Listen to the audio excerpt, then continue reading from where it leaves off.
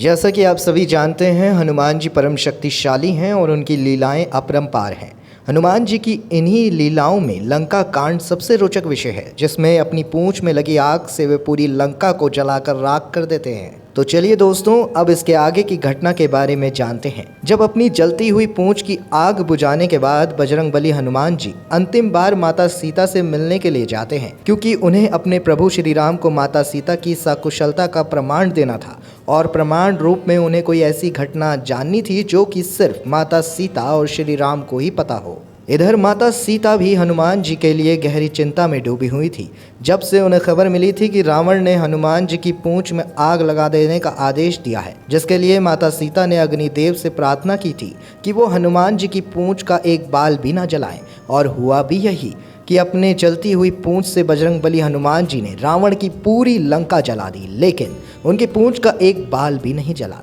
लंका जलाने व अपनी पूंछ में लगी आग को बुझाने के पश्चात हनुमान जी पुनः आकर माता सीता से भेंट करते हैं और उन्हें प्रणाम करते हुए कहते हैं, हे माँ सीता, आपका यह पुत्र हनुमान आपसे विदा लेने आया है। आपकी खोज में प्रभु श्री राम ना जाने कब से भटक रहे हैं।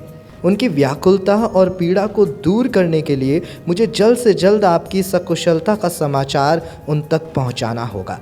और माते, अगर आप उचित समझें तो मुझे कोई एक ऐसी घटना ज़रूर बताएं जिसके बारे में सिर्फ आप और मेरे प्रभु श्री राम ही जानते हो, ताकि जिस घटना का वृत्तांत मैं प्रभु श्री राम को सुनाकर उन्हें ये यकीन दिला सकूं कि मैंने आपकी खोज पूरी की और मेरी आपसे भेंट हुई है। तब माता सीता हनुमान जी को भेंट के प्रमाण रूप में इस एक घटना के बारे में बताती हैं कि जब इंद्र के पुत्र जयंत ने एक कौवे का रूप लेकर उनके पैर पर चोंच मारी थी, तब श्री राम ने कुशा के एक तिनके को मंत्रोपचार के द्वारा उसके पीछे छोड़ दिया था, जिससे कि वो तीनों लोकों में घूमकर भी उससे बच ना पाया। अंत में वह खुद श्री राम की शरण में आया, तब उसके प्राण बच पाए थे और तब श्री राम ने उसे एक आंख से काना करके छोड़ दिया था।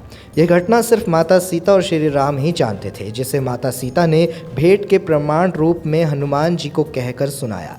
साथ ही माता सीता ने हनुमान जी से श्री राम को यह संदेश भी देने को कहा कि श्री राम को कहना कि उनकी सीता उनकी प्रतीक्षा में अब तक अपने प्राण संभाले हुए है, वे शीघ्र आकर अपनी सीता को मुक्त कराएं। साथ ही सीता माता ने हनुमान जी को विजय भव का आशीर्वाद दिया और उन्हें अजर अमर रहने को कहकर विदा किया। फिर माता सीता का यह संदेश लेकर हनुमान जी महाराज उड़ते हुए लंका से वापस आ जाते हैं। फिर महाराज सुग्रीव, तरण, अंगद, जामवंत और वानर दल सब हनुमान जी के साथ मिलकर सीता माता से भेंट की सुखद समाचार श्री राम को सुनाते हैं, जिसे सुनकर श्री राम आत्मविभोर हो जाते हैं और वह हनुमान जी को अपने हृदय से लगा लेते हैं और कहते हैं, हनुमान, आज तुमने मेरा सबसे प्रिय कार्य किया है।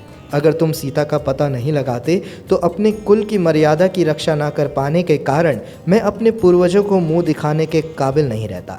आज केवल तुम्हारे कारण ही मुझे सीता के सकुशल होने का संदेश मिला है। अब बिना समय गवाए मैं लंका जाकर उस दुष्ट पापी रावण को उसके कुकर्मों का दंड दूंगा। तब श्री राम सुग्रीव को निर्देश देते हुए कहते हैं, आप अपनी वानर सेना को एकत्रित करिए, हम तुरंत लंका के लिए कूच करेंगे।